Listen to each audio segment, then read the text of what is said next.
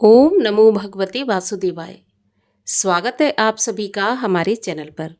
आज है बृहस्पतिवार और आज के दिन बृहस्पतिवार का व्रत करने से, कथा सुनने से सभी प्रकार की मनोकामनाएं पूर्ण होती हैं। अगर व्रत नहीं भी रख सकते तो भी कथा तो अवश्य सुननी चाहिए, क्योंकि कथा सुनने मात्र से ही भगवान बृहस्पति देव की कृपा से धन धान्य सुख सौभाग्य में वृद्धि होती है। तो कथा तो अवश्य ही सुननी चाहिए। और आज के वीडियो में हम आपको बृहस्पतिवार व्रत की कथा सुनाएंगे। तो अगर कथा पसंद आती है तो लाइक करके शेयर करिए, साथ ही साथ इसी प्रकार की व्रत कथाएं सुनने के लिए चैनल को भी सब्सक्राइब कर लीजिए। तो आइए शुरू करते हैं बृहस्पति देव की कथा। प्राचीन समय की बात है। भारत में एक राजा राज्य करता था। वह बड़ा प्रतापी और दानी था। वह नित्य प्रति मंदिर में भगवत दर्शन करने जाता था। ब्राह्मण और गुरु की सेवा किया करता था।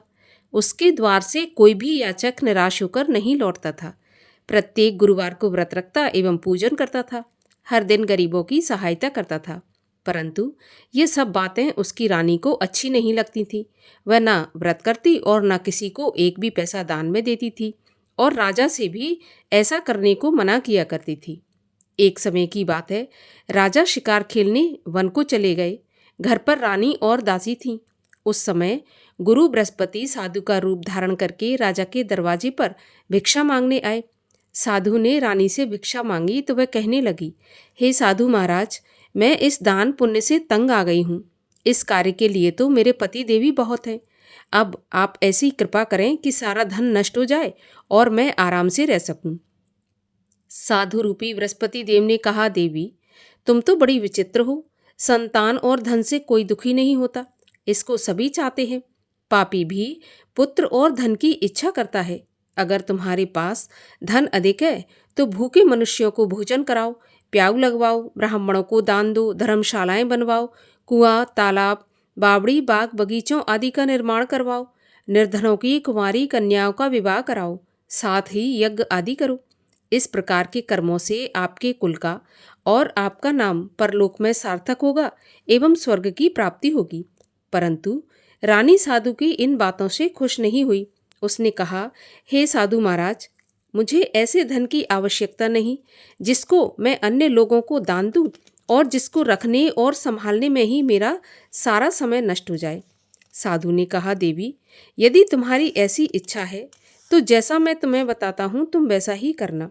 बृहस्पतिवार के दिन घर को गोबर से लीपना, अपने केशों को पीली मिट्टी से धोना, केशों को धोते समय स्नान करना, राजा से कहना वह हजामत करवाए, भोजन में मांस मदिरा खाना, कपड़ा धोबी के यहाँ धुलने डालना। इस प्रकार 7 बृहस्पतिवार करने से तुम्हारा सारा धन नष्ट हो जाएगा। ऐसा कहकर साधु महाराज रूपी बृहस्पति देव अंतर्ध्यान हो गए। रानी ने साधु के कहने के अनुसार 7 बृहस्पतिवार वैसा ही करने का विचार किया। साधु के बताए अनुसार करते हुए केवल 3 बृहस्पतिवार ही बीते थे कि उसकी समस्त धन संपत्ति नष्ट हो गई। भोजन के लिए दोनों समय परिवार तरसने लगा, सांसारिक भोगों से दुखी रहने लगा। तब वह राजा रानी से कहने लगा कि हे रानी, तुम यहाँ पर रहो, मैं दूसरे देश में जाता हूँ, क्योंकि यहाँ पर मुझे सभी मनुष्य जानते हैं, इसलिए मैं यहाँ पर कोई कार्य भी नहीं कर सकता। ऐसा कहकर राजा परदेश चला गया। वहाँ जंगल से लकड़ी काट कर लाता और शहर में बेचता। इस तरह जीवन व्यतीत करने लगा। इधर राजा के बिना रानी और दासियां दुखी रहने लगीं। किसी दिन भोजन मिलता और किसी दिन जल पीकर ही रह जाती। एक समय रानी और दासियों को 7 दिन बिना भोजन के व्यतीत हो गए तो रानी ने अपनी दासी से कहा, दासी, यहाँ पास के नगर में मेरी बहन रहती है, वह बहुत धनवान है। तू उसके पास जा और वहाँ से 5 सेर बेझर मांग कर ले आ, जिससे कुछ समय के लिए गुजर हो जाएगी। दासी रानी की बहन के पास गई। रानी की बहन उस समय पूजा कर रही थी। बृहस्पतिवार का दिन था। दासी ने रानी की बहन से कहा, रानी जी, मुझे आपकी बहन ने भेजा है, मुझे 5 सेर बेजर दे दो। दासी ने ये बात अनेक बार कही, परंतु रानी की बहन ने कोई उत्तर नहीं दिया, क्योंकि वह उस समय बृहस्पतिवार की कथा सुन रही थी। जब दासी को रानी की बहन से कोई उत्तर नहीं मिला तो वह बहुत दुखी हुई और उसे क्रोध भी आया। वह लौटकर रानी से बोली, रानी, आपकी बहन तो बहुत ही धनी स्त्री है, छोटे लोगों से तो बात भी नहीं करती। मैंने उससे कहा तो उसने मुझे कोई उत्तर नहीं दिया। मैं वापस चली आई। रानी बोली, दासी, इसमें उसका कोई दोष नहीं है। जब बुरे दिन आते हैं तब कोई सहारा नहीं देता। अच्छे बुरे का पता विपत्ति में ही लगता है। अब तो जो ईश्वर की इच्छा होगी वही होगा। ये सब तो हमारे भाग्य का दोष है। उधर रानी की बहन ने सोचा कि मेरी बहन की दासी आई थी, परंतु मैं उससे नहीं बोली, इससे वह बहुत दुखी हुई होगी। कथा सुनकर विष्णु भगवान का पूजन समाप्त करके वह अपनी बहन के घर आई और कहने लगी, बहन, मैं बृहस्पतिवार का व्रत कर रही थी, तुम्हारी दासी गई, परंतु जब तक कथा होती है तब तक ना उठते हैं और ना बोलते हैं, इसलिए मैं नहीं बोली। कहो दासी, क्यों गई थी? तो रानी बोली, बहन, हमारे घर पर अनाज नहीं था। वैसे तुमसे कोई बात छुपी नहीं है, इस कारण मैंने दासी को तुम्हारे पास 5 सेर बेजल लेने के लिए भेजा था। रानी की बहन बोली, बहन देखो, बृहस्पति भगवान सबकी मनोकामना पूरी करते हैं। देखो, शायद तुम्हारे घर में अनाज रखा हो। ऐसा सुनकर दासी घर के अंदर गई तो वहाँ पर उसे एक घड़ा बेझर का भरा मिल गया। तो उसे बड़ी हैरानी हुई, क्योंकि उसने एक एक बर्तन देख लिया था। उसने बाहर आकर रानी को बताया। दासी अपनी रानी से कहने लगी, रानी देखो, वैसे जब हमको अन्न नहीं मिलता तो हम रोज ही व्रत करते हैं। अगर इनसे व्रत की विधि और कथा पूछ ली जाए तो उसे हम भी किया करेंगे। दासी के कहने पर रानी ने अपनी बहन से बृहस्पतिवार व्रत के बारे में पूछा तो उसकी बहन ने बताया, बृहस्पतिवार के व्रत में चने की दाल और मुनक्का से विष्णु भगवान का केले की जड़ में पूजन करें और दीपक जलाएं, पीला भोजन करें तथा कथा सुनें। इस प्रकार करने से गुरु भगवान प्रसन्न होते हैं, अन्न, पुत्र, धन देते हैं और सभी मनोकामना पूर्ण करते हैं। व्रत और पूजन की विधि बताकर रानी की बहन अपने घर लौट आई। रानी और दासी दोनों ने निश्चय किया कि बृहस्पति देव भगवान का पूजन अवश्य करेंगे। 7 रोज के बाद जब बृहस्पतिवार आया तो उन्होंने व्रत रखा। घुड़साल में जाकर चना और गुड़ बीन लाई तथा उसकी दाल से केले की जड़ तथा विष्णु भगवान का पूजन किया। अब पीला भोजन कहाँ से आए? दोनों बड़ी दुखी हुई, परंतु उन्होंने व्रत किया था, इस कारण बृहस्पति भगवान प्रसन्न थे। एक साधारण व्यक्ति के रूप में वे 2 थालों में सुंदर पीला भोजन लेकर आए और दासी को देकर बोले, दासी, यह भोजन तुम्हारे और रानी के लिए है, तुम दोनों भोजन करना। दासी भोजन पाकर बड़ी प्रसन्न हुई और रानी से बोली, रानी जी, भोजन कर लो। रानी को भोजन आने के बारे में कुछ पता नहीं था, इसलिए वह दासी से बोली, जा तू ही भोजन कर, क्योंकि तू हमारी व्यर्थ में हंसी उड़ाती है। तो दासी बोली, एक व्यक्ति भोजन दे गया है। रानी कहने लगी, वह भोजन तेरे लिए दे गया है तो तू ही भोजन कर। दासी ने कहा, वह व्यक्ति हम दोनों के लिए 2 थालों में भोजन देकर गया है, इसलिए मैं और आप दोनों ही साथ साथ भोजन करेंगी। दोनों ने गुरु भगवान को नमस्कार करके भोजन प्रारंभ किया। उसके बाद वे प्रत्येक बृहस्पतिवार को गुरु भगवान का व्रत और पूजन करने लगी। बृहस्पति भगवान की कृपा से उनके पास धन हो गया, परंतु रानी फिर पहले की तरह से आलस करने लगी। तब दासी बोली, देखो रानी, तुम पहले भी इस प्रकार आलस करती थी, तुम्हें धन के रखने में कष्ट होता था, इस कारण सभी धन नष्ट हो गया। अब गुरु भगवान की कृपा से धन मिला है तो फिर तुम्हें आलस होता है। बड़ी मुसीबतों के बाद हमने ये धन पाया है, इसलिए हमें दान पुण्य करना चाहिए। भूखे मनुष्यों को भोजन कराओ, प्याऊ लगवाओ, ब्राह्मणों को दान दो, कुआं, तालाब, बावड़ी आदि का निर्माण करवाओ, मंदिर, पाठशाला बनवाकर दान दो, कुंवारी कन्याओं का विवाह करवाओ। धन को शुभ कार्यों में खर्च करो, जिससे तुम्हारे कुल का यश बढ़े और स्वर्ग प्राप्त हो तथा पितृ प्रसन्न हो। दासी की बात मानकर रानी इसी प्रकार के कर्म करने प्रारंभ कर दिए। उसका काफी यश फैलने लगा। एक दिन रानी और दासी आपस में विचार करने लगीं कि ना जाने राजा किस दशा में होंगे, उनकी कोई खोज खबर नहीं है। गुरु भगवान से उन्होंने प्रार्थना की और भगवान ने रात्रि में राजा को सपने में कहा कि हे राजा, उठ, तेरी रानी तुझको याद करती है, अब अपने देश को लौट जा। राजा प्रातःकाल उठा। वह विचार करने लगा कि स्त्री जाति खाने और पहनने की ही साथी होती है, पर भगवान की आज्ञा मानकर वह अपने नगर को चलने के लिए तैयार हुआ। जब राजा परदेश गया तो परदेश में बहुत दुखी रहने लगा था। प्रतिदिन जंगल से लकड़ी बीन कर लाता और उसे शहर में बेचकर अपने दुखी जीवन को बड़ी कठिनता से व्यतीत करता था। एक दिन राजा दुखी हो अपनी पुरानी बातों को याद करके रोने लगा। उस जंगल में बृहस्पति देव एक साधु का रूप धारण करके आए और राजा के पास आकर बोले, लकड़हारे, तुम इस सुनसान जंगल में किस चिंता में बैठे हो, मुझे बताओ। ये सुनकर राजा के नेत्रों में जल भर आया और साधु की वंदना करके बोला, प्रभु आप सब कुछ जानने वाले हैं। इतना कहकर राजा ने साधु को अपनी संपूर्ण कहानी सुना दी। महात्मा तो दयालु होते हैं। वे राजा से बोले, राजा तुम्हारी पत्नी ने बृहस्पति देव के प्रति अपराध किया था, जिसके कारण तुम्हारी ये दशा हुई। अब तुम किसी प्रकार की चिंता मत करो, भगवान तुम्हें पहले से अधिक धन देंगे। देखो, तुम्हारी पत्नी ने बृहस्पतिवार का व्रत प्रारंभ कर दिया है। अब तुम भी बृहस्पतिवार का व्रत करके चने की दाल और गुड़ जल के लोटे में डालकर केले का पूजन करो। फिर कथा कहो या सुनो, भगवान तुम्हारी सभी मनोकामनाओं को पूर्ण करेंगे। साधु को प्रसन्न देखकर राजा बोला, प्रभु मुझे लकड़ी बेचकर इतना पैसा नहीं बचता जिससे भोजन करने के उपरांत कुछ बचा सकूं। मैंने रात्रि में अपनी रानी को व्याकुल देखा है। मेरे पास कोई साधन नहीं जिससे उसका समाचार जान सकूं, और फिर मैं बृहस्पति देव की क्या कहानी कहूं, ये भी मुझको मालूम नहीं है। तो साधु ने कहा, राजा तुम किसी बात की चिंता मत करो। बृहस्पतिवार के दिन रोज की तरह लकड़ियां लेकर शहर में जाओ। तुम्हें रोज से दुगना धन प्राप्त होगा, जिससे तुम भली भांति भोजन कर लोगे और बृहस्पति देव की पूजा का सामान भी आ जाएगा।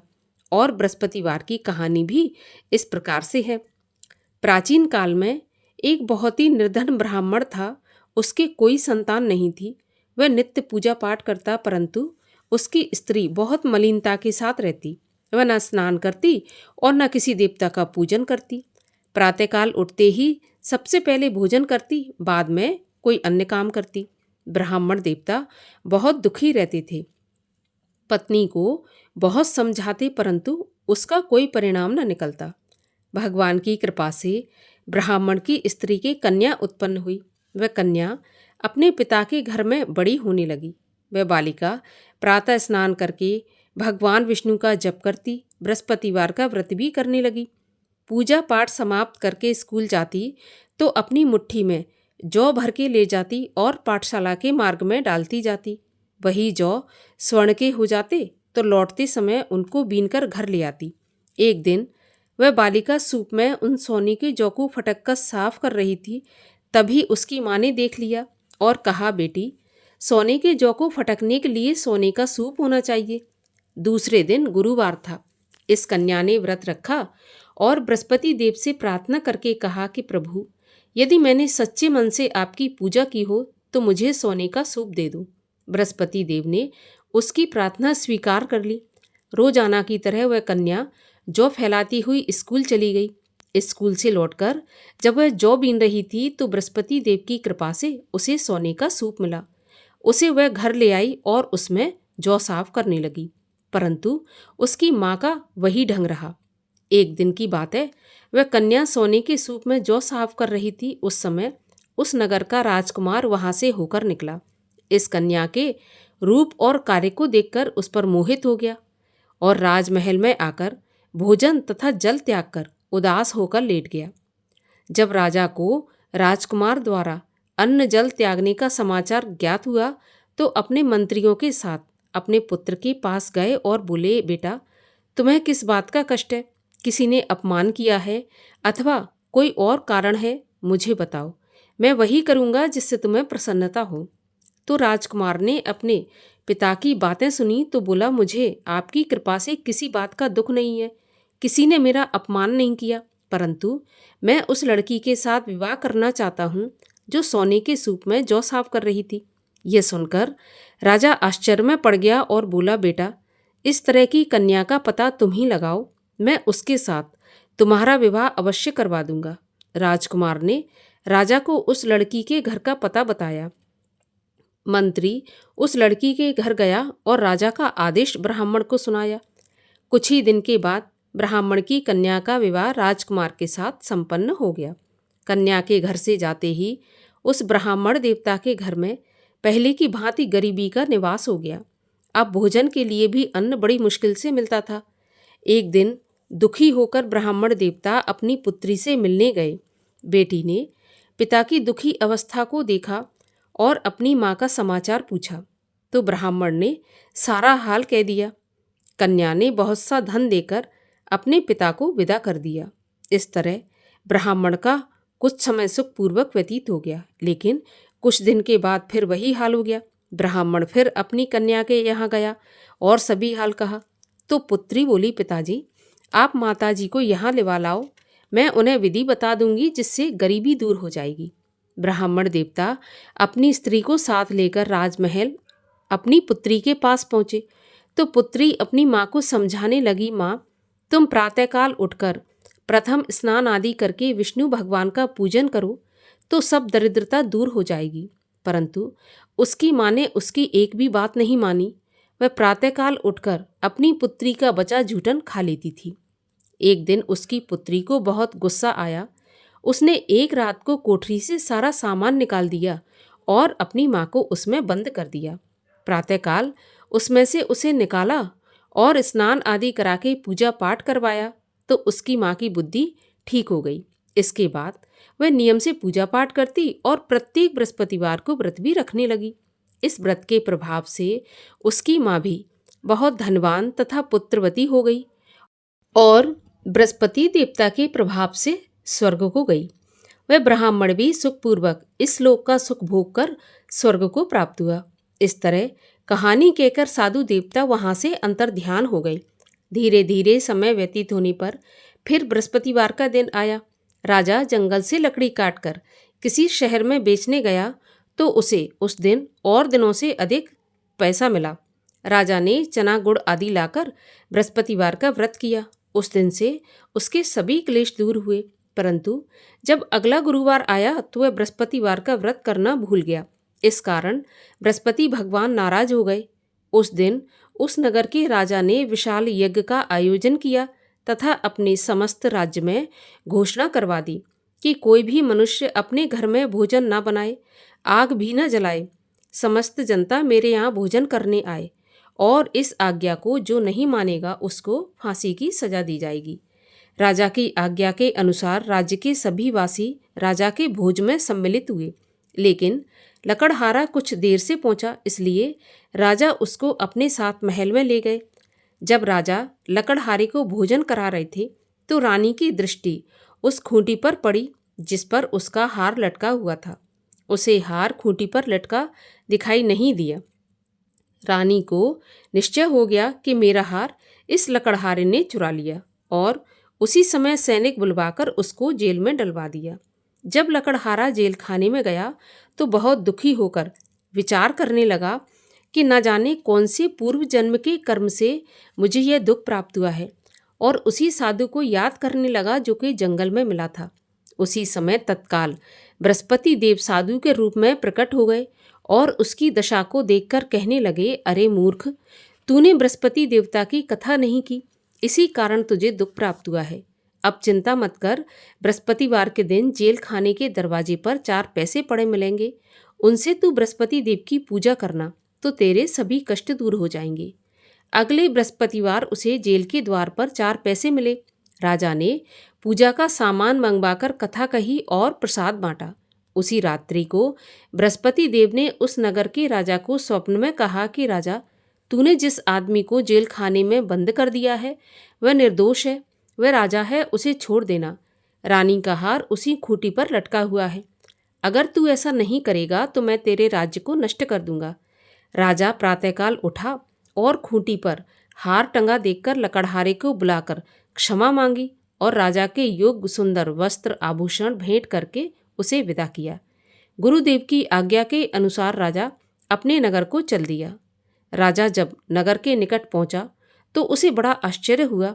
नगर में पहले से अधिक बाग, तालाब, कुएं तथा बहुत सी धर्मशालाएं, मंदिर आदि बने हुए थे। राजा ने पूछा ये किसका बाग और धर्मशाला है? तब नगर के सब लोग कहने लगे कि ये सब रानी और दासी ने बनवाए हैं। तो राजा को आश्चर्य हुआ और गुस्सा भी आया। जब रानी ने यह खबर सुनी कि राजा आ रहे हैं, तो उसने अपनी दासी से कहा कि दासी, देख राजा हमको कितनी बुरी हालत में छोड़ गए थे। हमारी ऐसी हालत देखकर वह लौट न जाए, इसलिए तू दरवाजे पर खड़ी हो जा।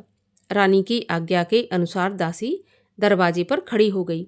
जब राजा आए तो उन्हें अपने साथ महल में लिवा लाई। तब राजा ने क्रोध करके अपनी तलवार निकाली और पूछने लगा, बताओ यह धन तुम्हें कैसे प्राप्त हुआ है? तब रानी ने बताया, हमें यह सब धन बृहस्पति देव के व्रत के प्रभाव से प्राप्त हुआ है। राजा ने निश्चय किया, 7 रोज बाद तो सभी बृहस्पति देव का पूजन करते हैं, परंतु मैं रोजाना दिन में 3 बार कथा कहा करूँगा और रोज व्रत किया करूँगा। अब हर समय राजा के दुपट्टे में चने की दाल बंधी रहती और दिन में 3 बार कथा कहता। एक दिन राजा ने विचार किया कि चलो अपनी बहन के यहाँ हो आऊँ। इस तरह निश्चय कर राजा घोड़े पर सवार हो अपनी बहन के यहाँ चल दिया। मार्ग में उसने देखा कि कुछ आदमी एक मुर्दे को लिए जा रहे हैं। उन्हें रोककर राजा कहने लगा, अरे भाइयों, मेरी बृहस्पतिवार की कथा सुन लो। तो वे बोले, लो, हमारा तो आदमी मर गया, इसको अपनी कथा की पड़ी है। परंतु कुछ आदमी बोले कि अच्छा कहो, हम तुम्हारी कथा भी सुनेंगे। राजा ने दाल निकाली और कथा कहनी शुरू कर दी। जब कथा आदि हुई थी तो मुर्दा हिलने लगा, और जब कथा समाप्त हुई तो राम राम करके वह मुर्दा उठकर खड़ा हो गया। राजा आगे बढ़ा, उसे चलते चलते शाम हो गई। आगे मार्ग में उसे एक किसान खेत में हल चलाता मिला। राजा उससे बोला, अरे भैया, तुम मेरी बृहस्पतिवार की कथा सुन लो। तो किसान बोला, जब तक मैं तेरी कथा सुनूंगा तब तक 4 हरैया जोत लूंगा। जा अपनी कथा किसी और को सुनाना। राजा आगे चलने लगा। राजा के हटते ही बैल पछाड़ खाकर गिर गए और किसान के पेट में बहुत जोर से दर्द होने लगा। उसी समय किसान की पत्नी रोटी लेकर आई। उसने जब यह देखा तो अपने पुत्र से सब हाल पूछा और बेटे ने सभी हाल बता दिया। तो बुढ़िया दौड़ी दौड़ी उस घुड़सवार के पास गई और उससे बोली, मैं तेरी कथा सुनूंगी, तू अपनी कथा मेरे खेत पर चलकर ही कहना। राजा ने लौटकर बुढ़िया के खेत पर जाकर कथा कही, जिसके सुनते ही बैल उठकर खड़े हो गए तथा किसान के पेट का दर्द भी बंद हो गया। राजा अपनी बहन के घर पहुंच गया। बहन ने भाई की खूब मेहमानी की। दूसरे रोज प्रातःकाल राजा जगा तो वह देखने लगा कि सब लोग भोजन कर रहे हैं। राजा ने अपनी बहन से पूछा, ऐसा कोई मनुष्य है जिसने भोजन नहीं किया हो, जो मेरी बृहस्पतिवार की कथा सुन ले? तो बहन बोली, भैया, यह देश ऐसा ही है। पहले यहाँ के लोग भोजन करते हैं, बाद में अन्य काम करते हैं। अगर पड़ोस में कोई हो तो मैं देख कर आती हूँ। ऐसा कहकर बहन देखने चली गई, परंतु उसे कोई ऐसा व्यक्ति नहीं मिला जिसने भोजन नहीं किया हो। अतः वह एक कुम्हार के घर गई जिसका लड़का बीमार था। उसे मालूम हुआ कि उनके यहाँ 3 रोज से किसी ने भोजन नहीं किया। तो रानी ने अपने भाई की कथा सुनने के लिए कुम्हार से कहा और वह कुम्हार तैयार हो गया। राजा ने जाकर बृहस्पतिवार की कथा कही, जिसको सुनकर उसका लड़का ठीक हो गया। अब तो राजा की प्रशंसा होने लगी। एक दिन राजा ने अपनी बहन से कहा कि बहन, हम अपने घर को जाएंगे, तुम भी तैयार हो जाओ। तो राजा की बहन ने अपनी सास से अपने भाई के साथ जाने की आज्ञा मांगी। तो सास बोली कि चली जा, परंतु अपने लड़कों को मत ले जाना, क्योंकि तेरे भाई के तो कोई संतान नहीं है। बहन ने अपने भाई से कहा, भैया, मैं तो चलूंगी पर कोई बालक नहीं जाएगा। राजा ने कहा, जब कोई बालक नहीं चलेगा तो तुम क्या करोगी? बड़े दुखी मन से राजा अपने नगर को लौट आया।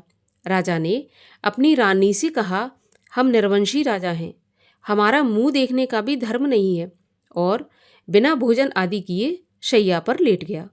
रानी बोली, हे प्रभु, बृहस्पति देव ने हमें सब कुछ दिया है, वे हमें संतान भी अवश्य देंगे। उसी रात को बृहस्पति देव ने राजा को स्वप्न में कहा, राजा उठ, सभी सोच त्याग दे, तेरी रानी गर्भवती है। राजा को यह जानकर बड़ी खुशी हुई और 9वें महीने रानी के गर्भ से एक सुंदर पुत्र पैदा हुआ। तब राजा बोला, हे रानी, स्त्री बिना भोजन के रह सकती है, परंतु बिना कहे नहीं रह सकती।